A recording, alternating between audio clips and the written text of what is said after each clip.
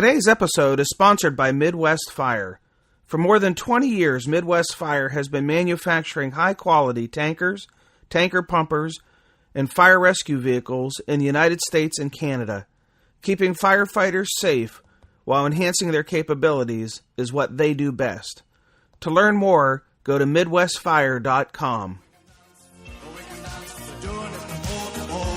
This is Fire Chief Steve Lohr from the Hagerstown, Maryland Fire Department. And you are listening to the SA Matters radio show with Dr. Rich Gasaway. The SA Matters mission is simple. They want to help us see the bad things coming, time to avoid bad outcomes.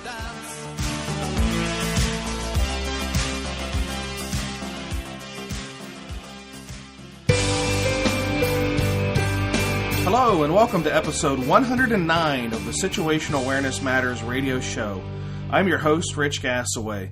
The purpose of this show is to improve situational awareness and decision-making for individuals and teams who work in high-risk, high-consequence environments.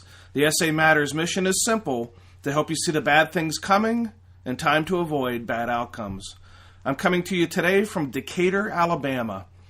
I'm traversing the entire state of Alabama this week on a tour delivering situational awareness programs for Gulf Shores, Trussville, and Decatur. Thank you, Alan Rice, the director of the Alabama Fire College, for your efforts to bring this valuable message to the members of the Alabama Fire Service.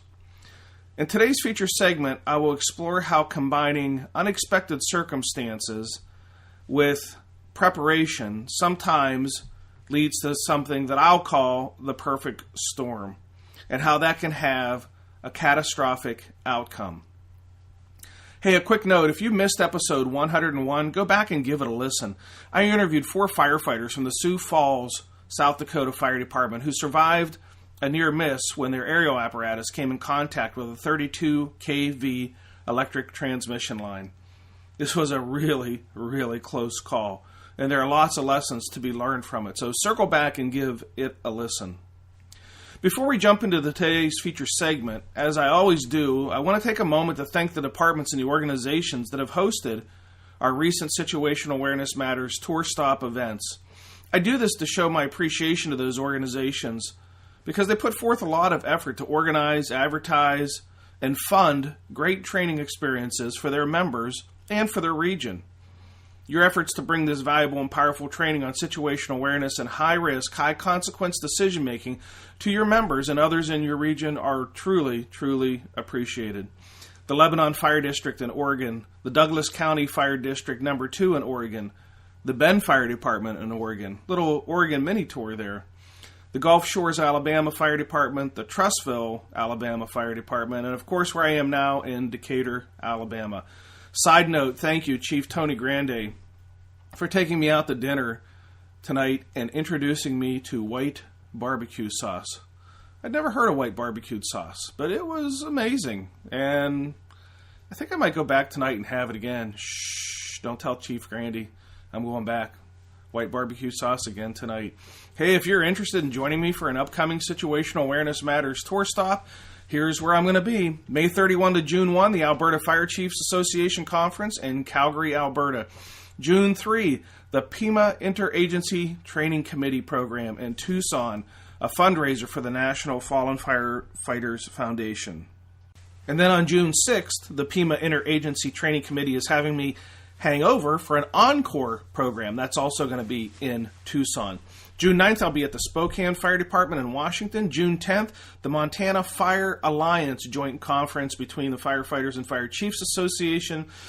June 16th at the Brighton Area Fire Department in Michigan. June 17th, the Eastern Michigan University School of Police and Fire Staff and Command Executive Leadership Program. June 22nd, the Texas Interstate Mutual Aid Association Conference. June 24 and 25, the Cy-Fair Fire Department in Texas. And then I'm taking a few days off to enjoy some time with my family. Then I'll be back at it. July 6th, the Iowa Fire Training Bureau in Ames, Iowa. July 7th, the Overland Park Fire Department in Overland Park, Kansas. And July 8th, the Shawnee Fire Department in Shawnee, Oklahoma. Then I'm going to take some time for my annual Boundary Waters Wilderness Canoe Trip. I've taken this trip to the Boundary Waters every year since 2005. It truly is the highlight of my summer. Also coming up this summer, I'm going to take some time off to go with the Boy Scouts on a high adventure trip. We're going to be sailing off the tip of Florida for 14 days. 2 weeks on a boat with my 16-year-old son and no smartphones. What could possibly go wrong? Stay tuned. I'll let you know how that worked out.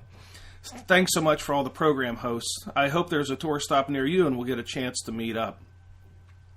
Hey, while delivering programs in Southwest Minnesota earlier this year, I had an opportunity to visit my awesome, amazing, totally rad sponsor, Midwest Fire.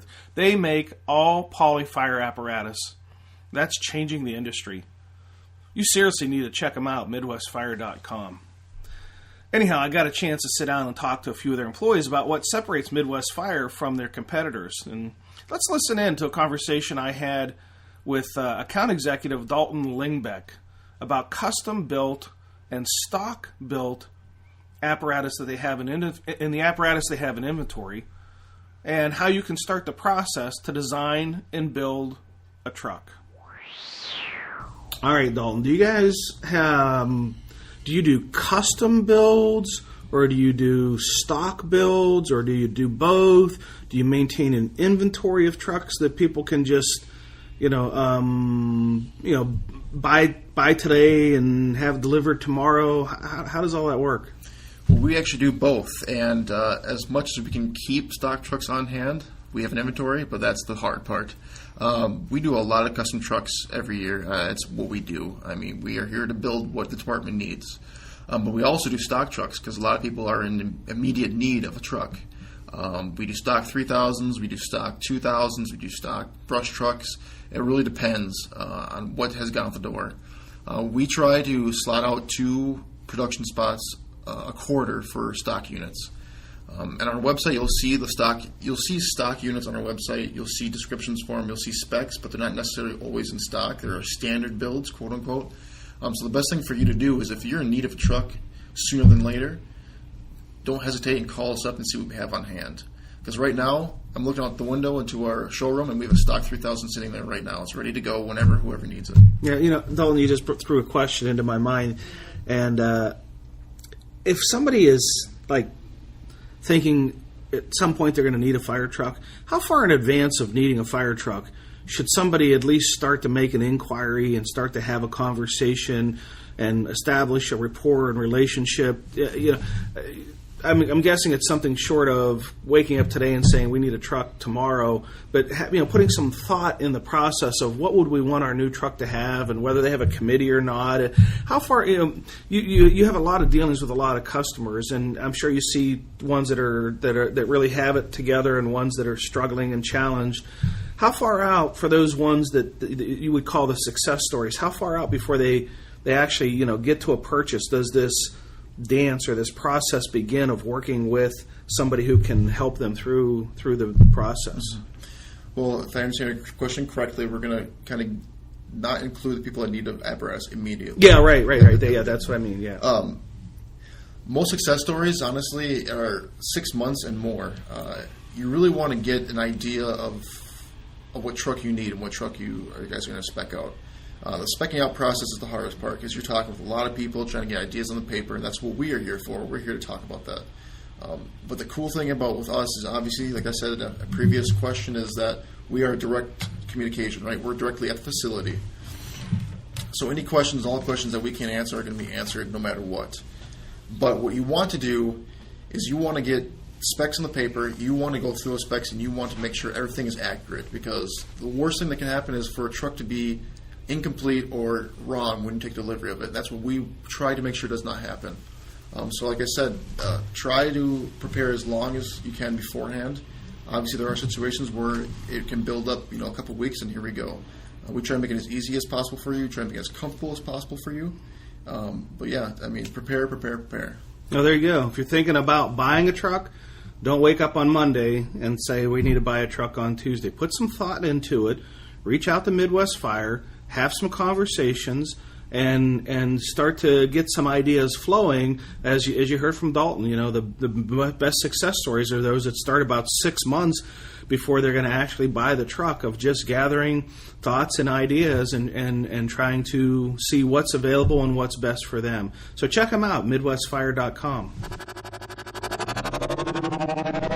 Thank you, Sarah Atchison and the staff of Midwest Fire, for your awesome commitment to improving first responder safety. I sincerely appreciate your support of my mission.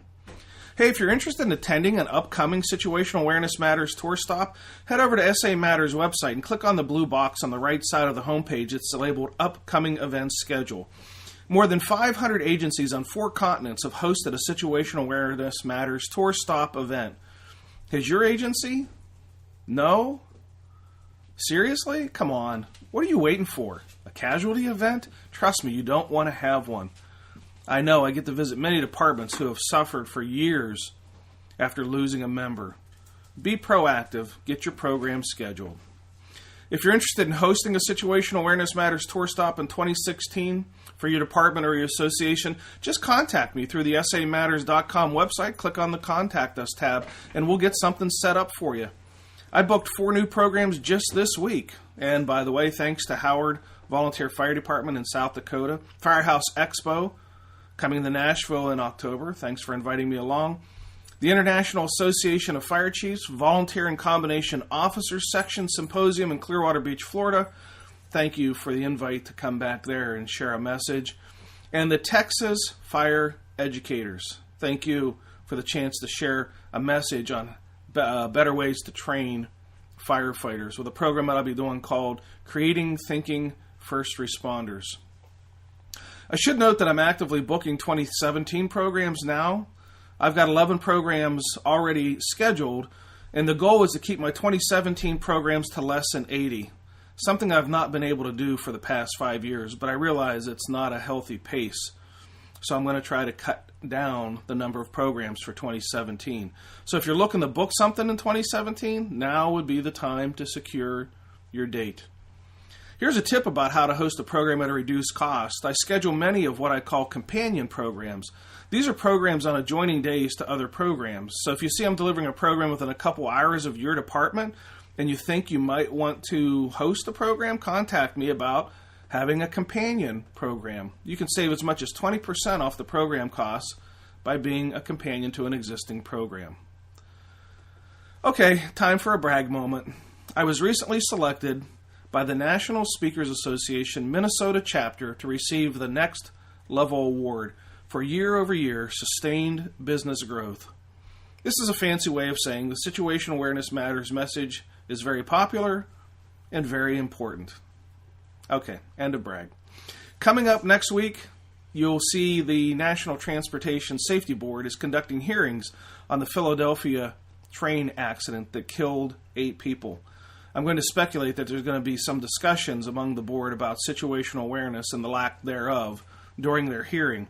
Watch the news to see what the NTSB has to say about how important situational awareness is for individuals and teams who work in high-risk, high-consequence, time-compressed environments. It's going to be interesting to see how that plays out. I want to take a moment to share some feedback from a couple of recent programs.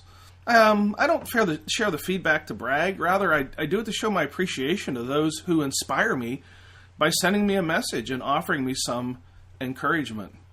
If you want to send me some feedback, I'd love to hear from you. Just go to samatters.com and click on the Contact Us link.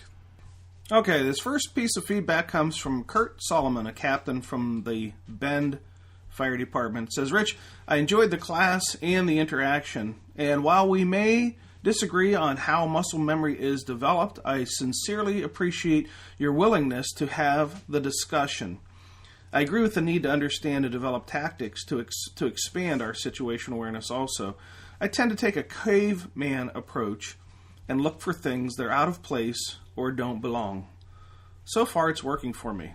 Good, Kurt. Thanks for the feedback. I'm glad that's working for you. Just be on alert that some of the things that may be out of place or don't belong may not be so obvious to you in the moment of high stress and high consequence. All right, the next piece of feedback coming from Clinton Garner, Battalion Chief from Adams County Fire Rescue in Denver, Colorado. Says, good evening, Chief Gasaway. I recently attended your class at the North Metro Training Center located in Thornton, Colorado. This is my second time attending a class of yours, and each time the class gets better. Well, thank you. We all appreciate your efforts and the time you invest in the fire service. I will start by saying I thought that from the start of class, you began the day with great interaction with the attendees, taking the time to arrive early and spend some time interacting, and that was very much appreciated and welcomed. The next section was your teaching style. Being participative is a style which invites others to be part of the process and only enhances the class and the material in which you were teaching and sharing. As the class moved on, you seemed to continue to engage the group with scenarios, videos, and a game that you called Last Person Standing, all of which were done very well. As a retired fire chief and moving on as you have and sharing each piece with us, I really thought you did a great job. I will not be able to make the next class that you're doing in the Colorado area. I wish I would, but I'll be on shift. I look forward to studying your material and sharing it with others. I have placed your periodic chart of situational awareness barriers in my office and have asked all the officers to scan the chart and work on a small presentation to give to their respective crews. Awesome, Clinton. Awesome. I have shared your videos and explained it after the completion. The structure fire video was also shared as well, looking to enhance our situational awareness. I always use your stance not to judge others and place blame or criticism, but to view the videos and maintain an open mind and think about situational awareness and share as each of us learn and grow together. Thank you for your time. Sincerely, Clinton Garner, Battalion Chief, B Shift, Adams County Fire Rescue. Oh, thank you, Clinton. That is truly awesome feedback. All right, the last one comes from Evan Ross at Quandra Island Fire Department in British Columbia, Canada. Chief Gasaway, congratulations on your 100th episode. You have sprouted some serious legs, and it looks like you have the longevity to go a long way with your podcast. First off, thanks for getting the message out there. The format, content, and relatability of what you and your interviewees speak about really hits home with me, and I'm sure it does others. Your podcast, blog, and publications have helped fill in parts of my training that I have been searching for. I am on the way from a volunteer leaving a call jacked up on adrenaline to an unpaid professional calmly donning my turnouts, thinking big picture, and still being task and mission oriented. That's awesome, Evan. That's just great feedback. As the potential scope of my work responsibility widens to include not just myself, but others on my crew and apparatus, I've been taking a hard look at what situational awareness means to me and how I need to retain it. Second, your last podcast could not have come at a better time for me. I am a member of a volunteer department where, depending on staffing and members having lives and schedules, I may end up being the first due acting officer until relief from the company or chief officer arrives. Your episode was thought-provoking and answered some questions and generated even more. Thanks again. Keep up the great work and have a good week. Looking forward to next week's episode. Cheers, Evans from Quandra Island Fire Department in British Columbia, Canada. He was referencing episode 108 that I did on the topic of working command. So if you haven't heard that one, you might want to go back and give 108 a listen. All right, let's jump into our feature segment where we're going to discuss how the perfect storm can set up a catastrophe. The perfect storm. The phrase is used to describe a combination of unpredictable circumstances that cause drastic outcomes.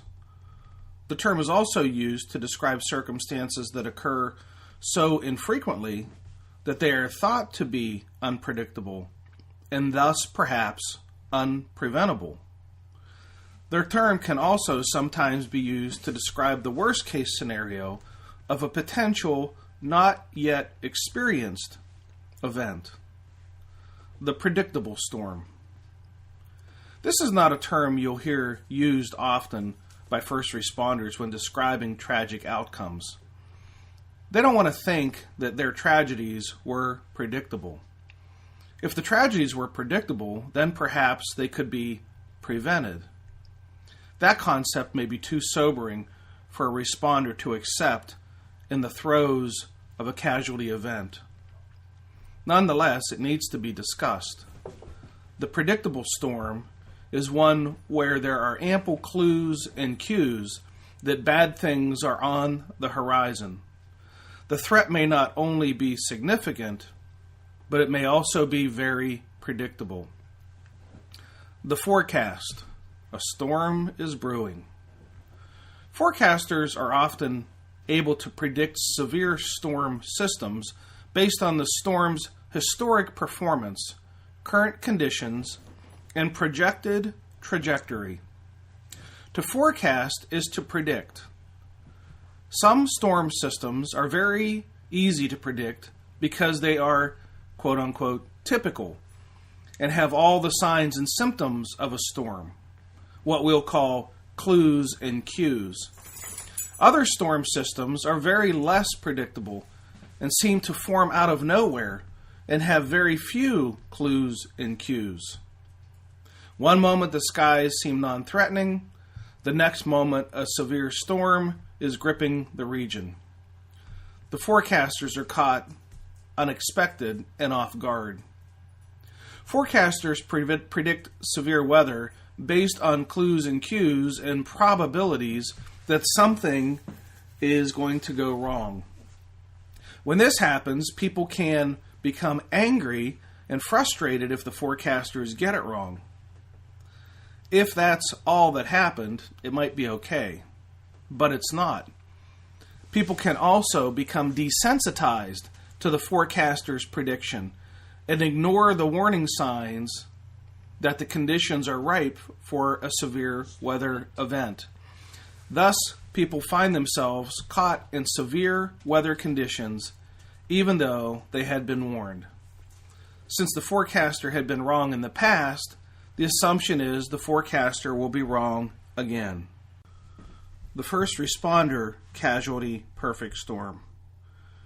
For a first responder casualty to be appropriately termed a perfect storm, the conditions would have to be rare, unexpected, and unpredictable. Unfortunately, as I have evaluated many hundreds of casualty reports, only one of three conditions have been met: unexpected. My evaluations of casualties have revealed many of them are neither rare nor unpredictable. A rare find. Rare means uncommon, atypical, unusual, occurring far apart in time. These are some of the descriptions I found in my search to understand that term. However, these are not what I find in my evaluation of the casualty incidents. Many of the contributing factors to the casualties are anything but rare. Rather, the circumstances contributing to the casualty were common, typical, reflected the organization's usual methods of operating, and occurred with great frequency. In fact, many of the factors contributing to the casualty had become their standard practice and had existed for years. The crystal ball. Fortune tellers use a crystal ball to allegedly make predictions of the future. As they look into the ball, they see things, clues and cues that allow them to foretell future events. They usually do this after gathering information from their customers' past. Information about the past is then used to predict the future. A good fortune teller is able to gather a few pieces of important information and infer things about the future. While I'm no fortune teller, I can predict with uncanny accuracy many of the contributing factors that are going to be contained within a casualty investigation report when responders die while performing high-risk, high-consequence activities. How can I do this? I deploy two strategies that can help me do this. First is inference, and the second is observation. Inference. As responders are getting killed in high-risk, high-consequence situations, the investigations are revealing a sobering fact. Many of the contributing factors are the same as previously occurring events. In fact, this frustrating observation has caused me to state during my programs, again with frustration, we're finding no new ways to kill first responders. Rather, we're taking all the ways we already know how to do it and perfecting them by doing it again and again and again. I found this to be among my greatest frustrations. It's like we're not learning anything from other incidents where responders die, and this is truly shameful. We owe it to our fallen brothers and sisters to learn from their sacrifice. We also owe it to our members to prevent this from happening again. It can be inferred that if a series of circumstances combine and cause a responder to get killed, those series of circumstances could be combined again, and the results would be the same, and again, and again, and again. This is exactly what I'm seeing. Unfortunately, many responders have not taken the time or exerted the effort to read many hundreds of casualty reports and learn from the conclusions as I have. No worries, I've done that for you. But if you want to change the outcome for your responders, you must heed the recommendations. This is the premise of my Firefighter Safety, Mistakes, and Best Practices program. It has become one of my most popular shorter programs. It runs 2 to 4 hours. And it shares common factors that provide solutions, none of which cost any money. How cool is that? Observation. The second thing that I'm able to offer organizations is observation. Do I have some kind of X-ray vision that allows me to see what others cannot see?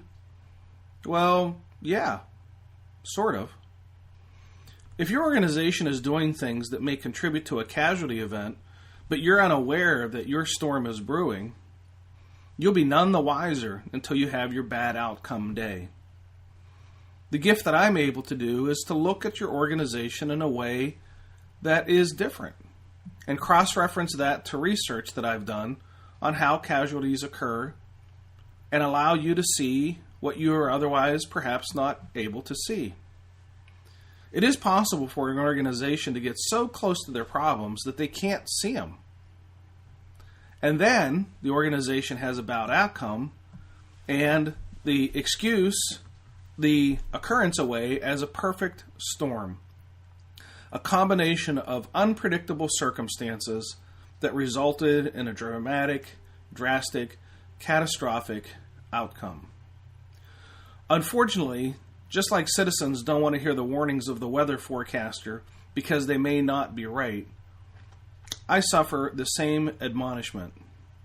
As I share the potential contributing factors to casualty events during the 50 Ways to Kill a First Responder program, some attendees dismiss the lessons outright. I can look in their eyes and see some of them thinking, those things will never happen to us. We're too good to let something like that happen in our organization. We're too well trained. We're too well equipped. We're too well staffed. Those things only happen in other departments that are less prepared than we are. The storm is coming. There's a predictable storm coming, and it's going to result in a first responder casualty. In fact, there are many storms coming yet this year. Unfortunately, the departments who are going to have the storm, they don't know it yet. Well, some may know it. I've had the opportunity to talk to many responders following casualty incidents who said to me they knew it was coming. They knew the way the organization did things was far less than best practice. Some were scared to speak up. Some spoke up and were admonished for doing so. Is the perfect storm going to wreak its devastation on your department this year? The solution to preventing the perfect storm in your organization is twofold. First, become a student of events that result in responder casualties. You can do this through the near-miss reporting system, like the Firefighter near-miss reports published on a website by the International Association of Fire Chiefs, or by looking at casualty report systems like the NIOSH Firefighter casualty reports. Second, don't live in denial. Denial keeps you from seeing and believing the bad things that happen to others and believe that they can't happen in your organization. Well, they can. While it may be entertaining to read blogs and watch videos where the author or viewers post degrading comments about the victim organization or about their training or about their practices or about their commanders, this kind of disparagement does nothing to advance your understanding of what happened and, more importantly, why it happened. You see, at the time that things went wrong, whatever the department was doing made sense to them at that time.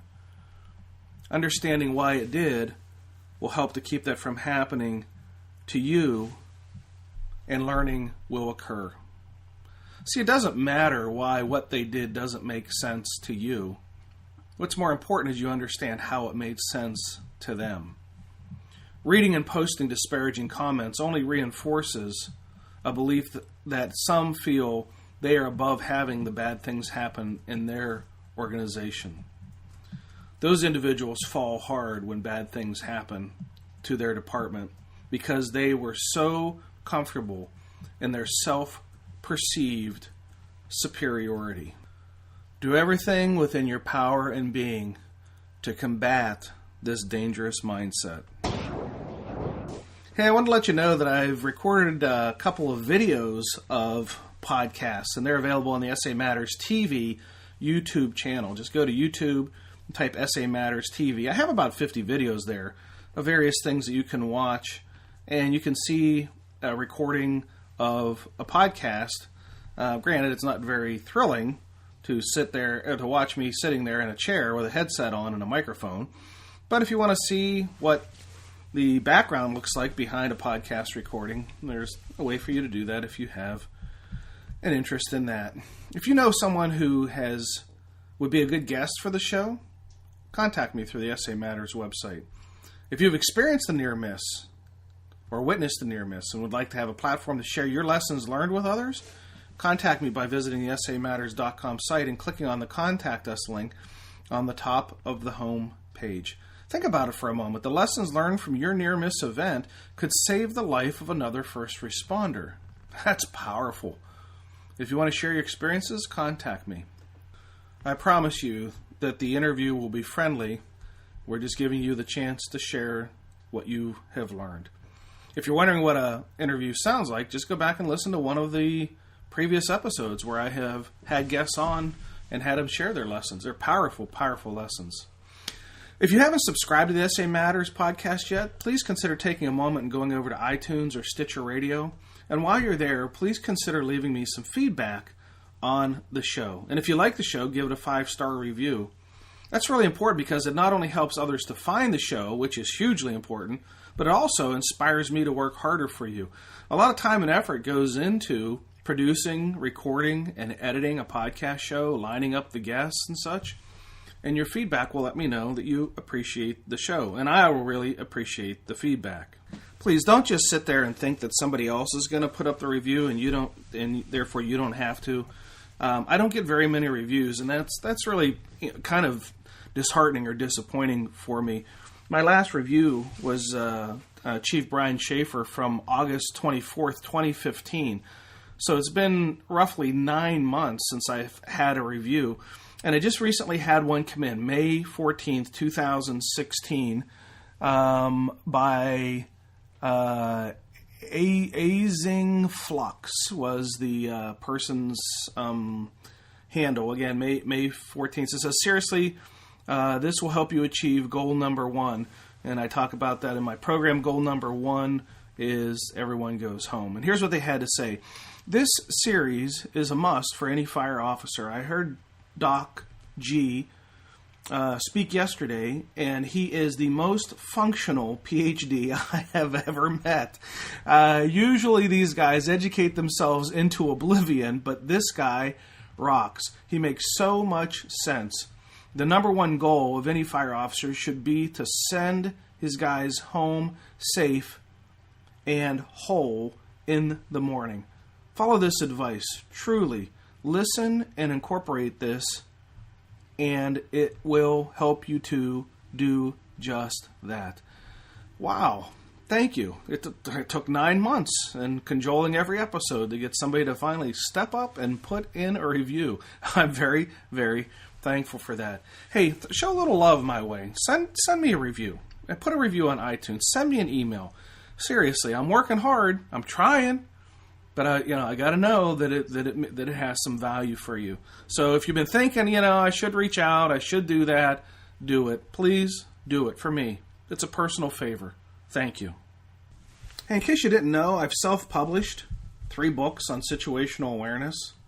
The books contain critical lessons for improving situational awareness and high-risk decision-making. If you want a copy, you can get it on the SA Matters store, or you can go to Amazon.com. Situational Awareness Matters, Volumes 1, 2, and 3. If you're not a member of the SA Matters community of learners yet, there are several ways you can get connected and stay in contact with us. First, you can become a member. There are more than 5,000 members connected here on SA Matters, sharing ideas about how to improve situational awareness, how to make better decisions under stress, and how to train members to be critical thinkers and resilient problem solvers. Membership is free. When you sign up, I'll send you a special report created just for the new members called 25 Best Practices for Improving First Responder Safety. So if you're not a member yet, head over to the SA Matters website, click on the red box on the right side of the homepage that says Free Membership. If you want to get connected with me on social media, on Twitter you can follow @Rich Gasaway or @SA Matters on Twitter. The SA Matters Twitter community, those 2 accounts are approaching 17,000 followers of our mission on Twitter, and thanks for those who've come along on Twitter, and I enjoy the conversations we have there. You can get connected on Facebook by joining the private SA Matters Facebook page. To do that, go to facebook.com/groups/SA Matters. Little enticement in there in the private Facebook group. There's a 50% off coupon code for the newest book, SA Matters Volume 3. That'll save you $20. On LinkedIn, you can find me by searching Rich Gasaway. And on YouTube, you can watch videos on the SA Matters TV YouTube channel. Well, that's it. Episode 109 is complete. Thank you to our podcast sponsor, Midwest Fire. Thank you to all of our live event hosts. And thank you, our listeners, for sharing some of your valuable time with me today. I really appreciate your support of the SA Matters mission. Be safe out there, and may the peace of the Lord and strong situational awareness be with you always. You've been listening to the Situational Awareness Matters radio show with Dr. Richard B. Gasaway. If you are interested in learning more about situational awareness, human factors, and decision-making under stress, visit samatters.com. If you are interested in booking Dr. Gasaway for an upcoming event, visit his personal website at richgasaway.com.